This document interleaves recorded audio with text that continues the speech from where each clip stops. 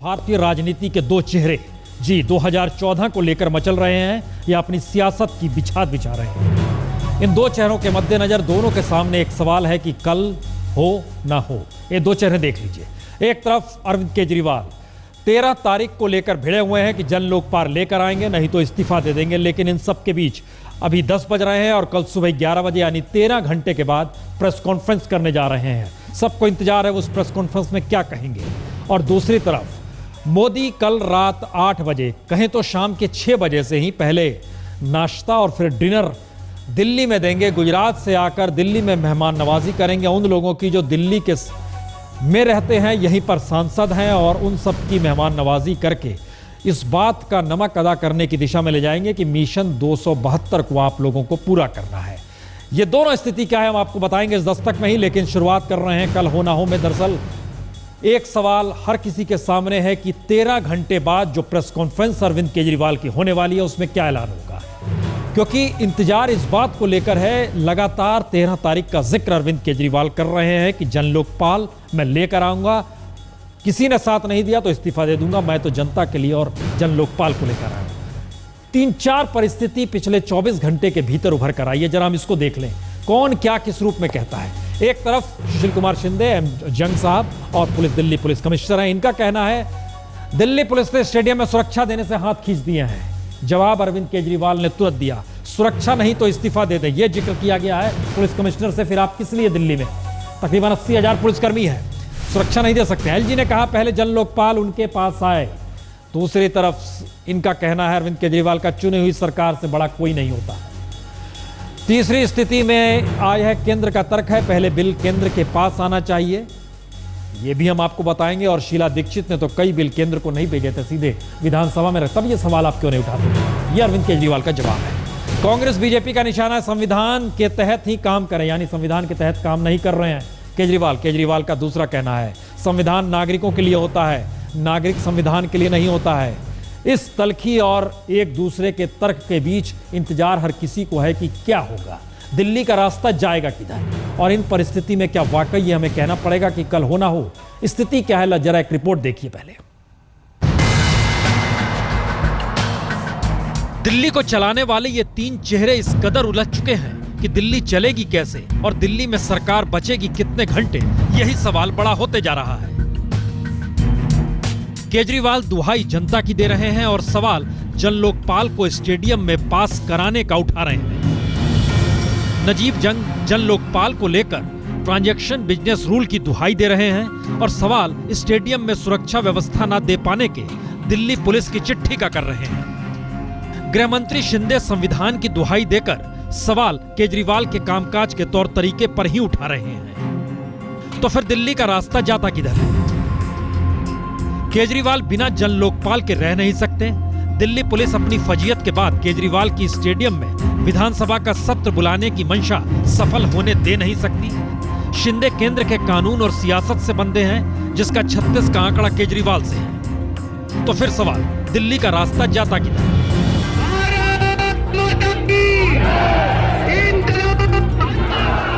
केजरीवाल जन लोकपाल के सवाल पर कुर्सी छोड़कर चुनाव मैदान में उतर जाए तो झटके में दिल्ली के अपने वोटरों में केजरीवाल हीरो जरूर बन जाएंगे, लेकिन तब केजरीवाल की लड़ाई फिर दिल्ली में ही सिमट जाएगी और दिल्ली की सत्ता राष्ट्रपति शासन के जरिए एलजी के हाथ में आ जाएगी। उस वक्त एलजी अपने गवर्नेंस से केजरीवाल के दौर को मात देने की कोशिश जरूर करेंगे।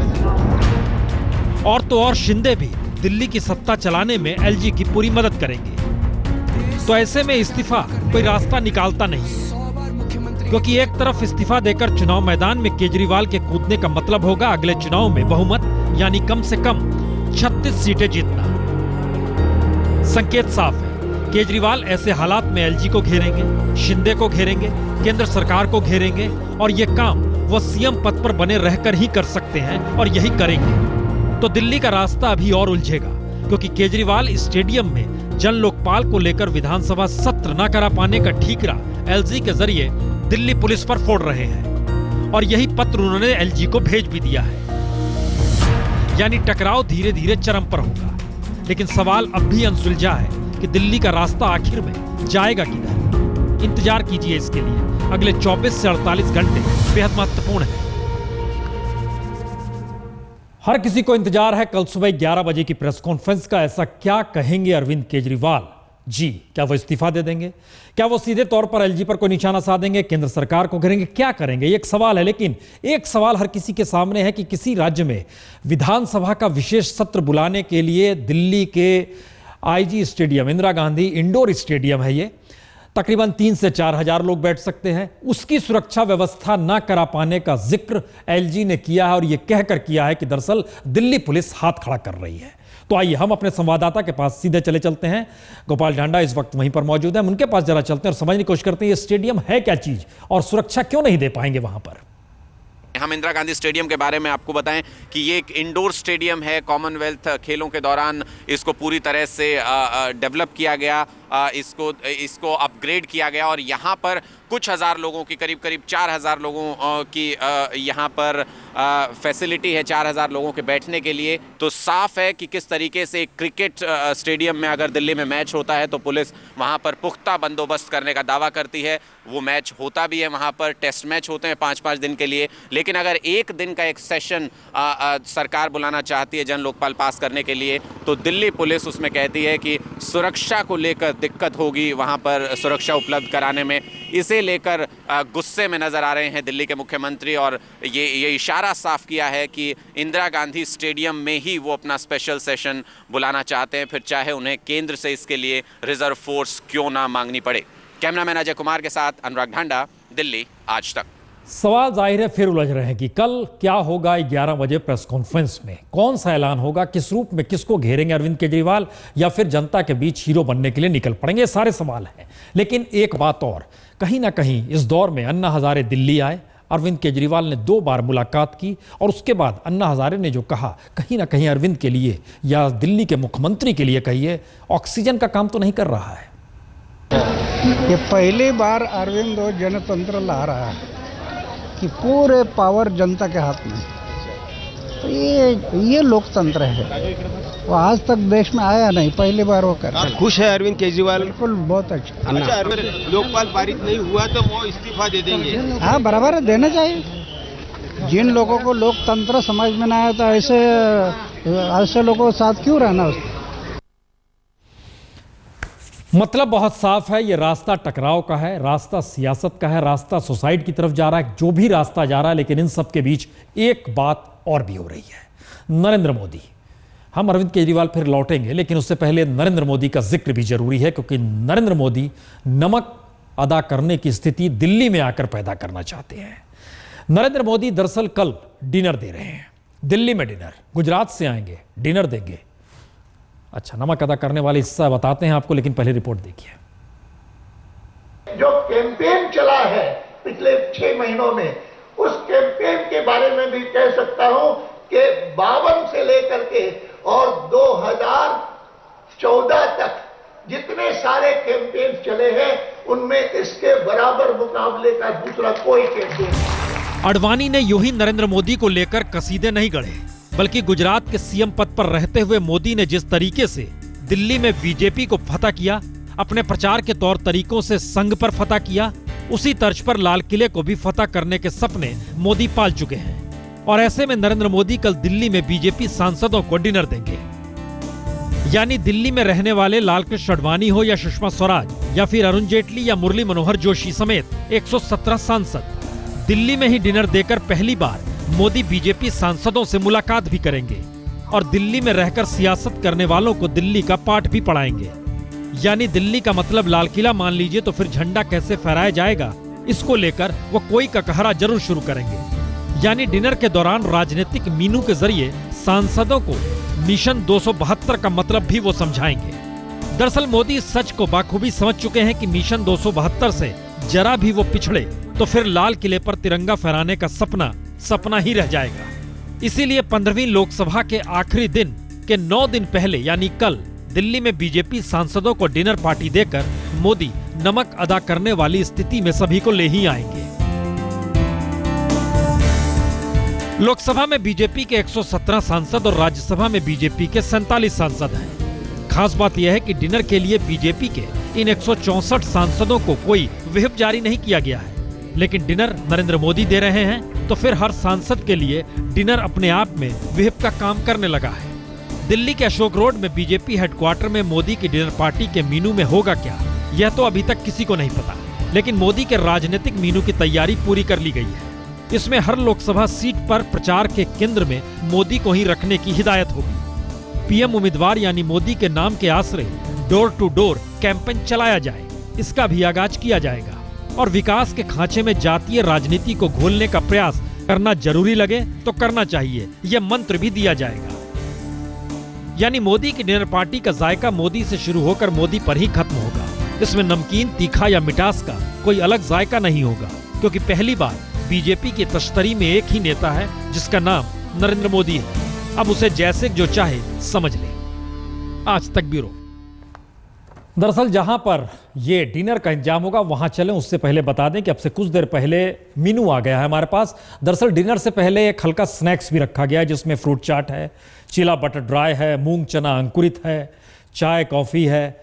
और भोजन की जो रात में व्यवस्था है वो पूरी तरह शाकाहारी है, और उसमें अरहर की दाल, मेथी मटर, सरसों का साग, शाही पनीर, मिक्स वेज पुलाव, चावल, चपाती, उबली हुई सब्जी भी रहेगी, रबड़ी भी रहेगी, जलेबी भी रहेगी। आइए सीधे चलते हैं अमिताभ के पास, जो वही मौजूद हैं जहां पर ये डिनर होगा। मैं इस वक्त मौजूद हूं बीजेपी मुख्यालय में, जगह वही जहां बीजेपी के PM in waiting Narendra Modi कल यानी मंगलवार को बीजेपी के राज्यसभा और लोकसभा के तमाम सांसदों से मुलाकात करेंगे। लोकसभा चुनाव से पहले यह उनकी पहली मुलाकात है और हो सकता है यह आखिरी मुलाकात हो, क्योंकि इसके बाद तमाम सांसद निकल जाएंगे अपने अपने इलाकों में नरेंद्र मोदी के उस मिशन 272 को पूरा करने के लिए। शायद अगली बार ये तमाम सांसद मिले तो शायद मोदी सत्ता के केंद्र में होंगे। और जहां तक गुर सिखाने की बात है, नरेंद्र मोदी इस बैठक में तमाम सांसदों को जीत के गुर सिखाएंगे, साथ ही साथ खाने का जायका होगा। कम से कम 150 पौने 200 सांसदों के साथ साथ नरेंद्र मोदी उनको बताएंगे कि पार्टी को जीत की तरफ कैसे बढ़ना है, चुनाव की तैयारियां कैसे करनी है। लोकसभा चुनाव के पहले इनकी ये पहली मुलाकात है। पीएम इन वेटिंग के ऐलान होने के बाद उनकी पहली मुलाकात है और ये पहली बार मेजबानी कर रहे हैं नरेंद्र मोदी। जी, कल बीजेपी का हेडक्वार्टर सजा होगा, चकाचौंध होगी, वहीं कैंटीन वाला 200 लोग का भोजन बनाएगा। लेकिन इन सब के बीच एक नई सियासी बिसात लगातार नरेंद्र मोदी बिछा रहे हैं। बीजेपी के भीतर कभी किसी ने कल्पना की नहीं थी कि जातीय राजनीति होगी। संघ के भीतर यह सवाल बेहद अनसुलझा था कि कहां कोकणस्थ ब्राह्मण और कहां ओबीसी की बात। ये सवाल सारे नहीं थे। आइए जरा नरेंद्र मोदी के अक्स में बदलती सियासत या बिसात को देख लें। सब कुछ बदल रहा है। मोदी जी, आप मुख्यमंत्री बंगले में जाने वाले हैं तो उसके पहले कोई पूजा वूजा कुछ हो जाए तो अच्छा होगा। मैंने उनसे कहा एक काम करो, सरकार में शेड्यूल कास्ट का जो प्यून हो और जो सीनियर हो, उसको अगर घर में बेटी हो तो उस बेटी के कहो कि मेरे घर में जाकर के वो पूजा करे, कलश रखे, और उसके बाद मैं उस घर में रहने जाऊंगा। दलित का सवाल बीजेपी की राजनीति में कभी महत्वपूर्ण रहा नहीं, लेकिन मोदी ने बीजेपी की कमान थामी है तो राजनीतिक तौर तरीके भी बदल रहे हैं। पहली बार बीजेपी के पीएम पद के उम्मीदवार हर उस दाव को उछाल रहे हैं जिससे उनकी सियासत फिट बैठे या सियासत आगे बढ़े। अगर 2014 में आप मुझे सहयोग देकर के दिल्ली में बिठाएंगे तो मैं मेरे परिवार के लिए कुछ करना चाहता हूं, लेकिन वो परिवार नहीं जिसने मुझे जन्म दिया है। ये मेरा परिवार है, इस परिवार के लिए मुझे करना है। और गुजरात से बाहर जब देश की सियासत का सवाल आया तो मोदी भी झटके में ओबीसी के हो गए। यानी 2012 के गुजरात चुनाव तक मोदी किस जाति के हैं यह कोई नहीं जानता था और मोदी ने भी इसका जिक्र कभी नहीं किया। लेकिन जातीय राजनीति में बटी सियासी तिकड़मों ने अब मोदी को भी बेचैन कर दिया है कि वो अपनी जाति को भी वोट बैंक के अक्स में देखना शुरू कर दें। तो सवाल 3 है, क्या जातीय राजनीति का विरोध करने वाली बीजेपी को भी अब जाति मंत्र मिल गया है? दूसरा सवाल, क्या राष्ट्रीयता का सवाल उठाने वाले संघ परिवार को भी जातीय राजनीति मंजूर है? और क्या संघ के ब्राह्मण चरित्र में संघ के ही स्वयंसेवक अब ओबीसी कार्ड खेलने की तैयारी कर रहे हैं? हो कुछ भी, लेकिन पहली बार 2014 के लोकसभा चुनाव को लेकर जिस तरह नरेंद्र मोदी ने पिछड़ी जाति का कार्ड खेला है, उससे यूपी बिहार की राजनीति में बीजेपी की राजनीति दो तरफा वार कर सकती है। एक तरफ विकास या गवर्नेंस का सवाल, तो दूसरी तरफ जातीय समीकरण। और इस विषाद से यूपी के जातीय राजनीति तो बौखला गई है। जरा उसका नजारा देखिए। दलित प्रेम को कैसे देखते हैं? केंद्र की सत्ता तक पहुंचा पाएगा मोदी को? मुझे नहीं पता कि आप उनके पीछे क्यों इतने खास हो, कहीं आपका भी तार तो नहीं जुड़ा वहीं से। अखिलेश का गुस्सा जायज है, क्योंकि समाजवादी पार्टी की नजर यूपी के जिन 47 सीटों पर है, उसमें यादव, मुस्लिम और ओबीसी वोट बैंक का गठजोड़ हो सकता है। अगर ओबीसी के वोट बैंक में मोदी के नाम पर बीजेपी ने सेंध लगा ली, तो फिर मुलायम और मायावती दोनों का खेल बिगड़ सकता है। सीधे समझे तो चुनावी गणित इन दोनों का न सिर्फ डगमगाएगा, बल्कि बीजेपी को रोकना उनके लिए मुश्किल हो जाएगा। सवाल कई हैं, लेकिन इन सब के बीच बड़ा महत्वपूर्ण होता है कि कैसा समाज देश में विकसित हो रहा है। क्या वो जातीय आधार पे होगा, धार्मिक आधार पे होगा, सेकुलर होगा, देश में एकजुटता होगी, राष्ट्रीयता की बात होगी। लेकिन छोड़िए, हम एक दूसरा चेहरा आपको दिखाते हैं। कश्मीर घाटी, आतंकवाद हर जहन में आता है, लेकिन जन्नत के तौर पर उसको देखा जाता है। लेकिन एक नज़ारा आपको दिखा रहे हैं, ये तेंदुआ को मारा गया और एक दो नहीं 35 गोलियां सेना वालों ने दागी। ये तेंदुआ जो है, हमारे गांव के लड़के बाथरूम आए थे इधर, दोनों ने उनको खत्म कर दिया। तो एक को 15 टेप आए हैं, एक को 16 टेप आए हैं। रात को भी वो घूमता था और हमने इतला किया पुलिस थाने को, लेकिन पुलिस ने कुछ नहीं किया। फिर उसके बाद आर्मी आई और उन्होंने उसको हलाक कर दिया।